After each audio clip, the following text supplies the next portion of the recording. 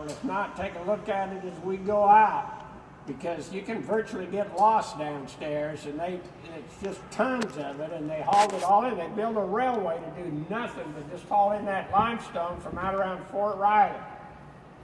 Now, this is one of the finest, if not one of the finest capital in the United States. And I'm not just saying that. You already are on the second tallest dome capital in the country, because we're the second. Springfield, Illinois is first. We're 17 feet taller than the Capitol in Washington, D.C. Our Capitol is the only one you can go out and walk around.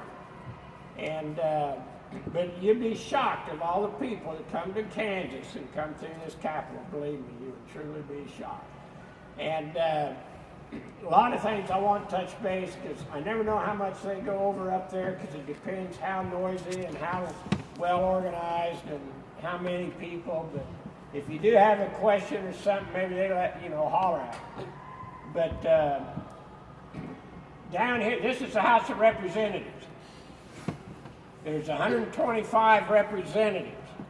They usually meet around 11 in the morning here. They'll start off with the Pledge of Allegiance, the Lord's Prayer, and then they go in and vote on bills. If you come in February or March, it's a good time to come and sit here. I encourage you to do it. You can see how your system works. And when you're 12 to 18 years old, if you will contact your representative or your senator, you can work for them for one day. Now, like with your representative, you'd be in here and you'd be sitting in those chairs facing in. You're literally working for them for one day. It's very educational, but guess what? You get out of school a day. And we have them come from all over to do it.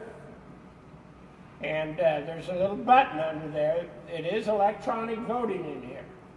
And when they come in, they'll push a button to show they're here. And then if they need a page to run an errand for them, there's a button that says page. That's why you're called pages, and they'll push that. If they're going to vote, and they call a vote, and they're going to vote yes, there's a green button, and the name turns green. See the names up there? Yeah. Right away, you can see how they voted. It's a little more intimidating in here than the Senate. And they can't talk by their desks. They have to go down and get behind that well, or that podium. The nickname for that is the well. And they'll face everybody. And also, Ray Merrick is the Speaker of the House. And then these murals were just painted over. They look just like this ceiling. Well, we became a historic building in 1971. So this is where you're kind of taking a step back in time. We've restored everything back the way it was. And that was a job. Because just like here, we had pictures. We knew they were up here somewhere, and when they located them, the problem, we didn't have color photography. So we had to determine the original colors, and there's a process you can go through to do that, and we did, and they've been restored just like they are. And if you wonder, I mean, there's my theory on them being painted over. First of all, expense and maintenance. It's easier sometimes just to paint over everything than it is to clean it all the time. And something a lot of people don't realize, but when you stop and think about it, they didn't know smoking was bad for them, for example. So here, this place was just full, not counting them down there, and they were smoking. They didn't know it was bad for them, so they smoked cigars, pipes, cigarettes, chewing tobacco. I mean, this place was full of smoke. Well, that didn't help create, that kind of soil setting. As a matter of fact, more of the men sat here than women and children because of all the smoke would go over there and sit, the other down. And also, these names are all important in Kansas history. We're out of sheets over here. I will touch base on a couple of them. Benjamin Mudd is the first Kansas geologist. He's who located all this limestone that we built the Capitol with. And then, you can't see it sitting at this angle, but A.H. Reeder was our first territorial governor. It wasn't easy to be a governor in those days. It wasn't like today. They couldn't pick up a phone and call 911 because they didn't have a phone. And Franklin Pierce in 1854 signed into law the Kansas-Nebraska Act, where they would vote on where this would be a free state or a slave state.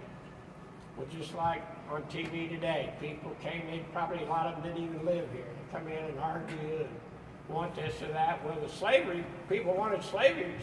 They were trying to kill Reeder. Well, he escaped, dressed up as a woodsman, and got away. But a lot of turmoil back then. And then John Brown hated slavery. He's up here. Charles Robinson, the first state governor. And then I'm going to mention a little bit of history. We had a doorman here, Boston Corner. He's who killed John Wilkes Booth and assassinated President Lincoln. He was a doorman right here in the Capitol. Well, he even pulled a gun in the Capitol. They wrestled him down, got him in a mental institution. But he escaped, and his last known whereabouts was Topeka, Kansas. No one knows what happened to him after that. Well, if you've ever heard the term Mad Hatter, okay, indirectly, this is where it came from. Because back before all this, what he did is made those black silk hats. Well, he worked around a lot of mercury. And chemicals affect you. Well, mercury kind of affects the mind. So he was really getting unstable mentally by the time he was here. And it had been affecting him all along. And I think that's probably why he pulled the gun in here and everything else.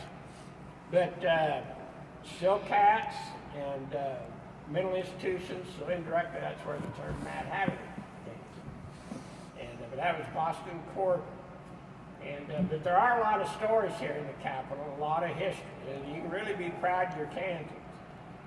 Hopefully I can touch base on some of that. These pink pillars, that's not marble. You can't get a pink marble like that. But you're going to see a lot of pink in the Capitol. One of the favorite colors in the 1800s. It's kind of surprising, rough old cowboy days, and pink is one of the favorite colors. Okay, follow me and we'll hit some of the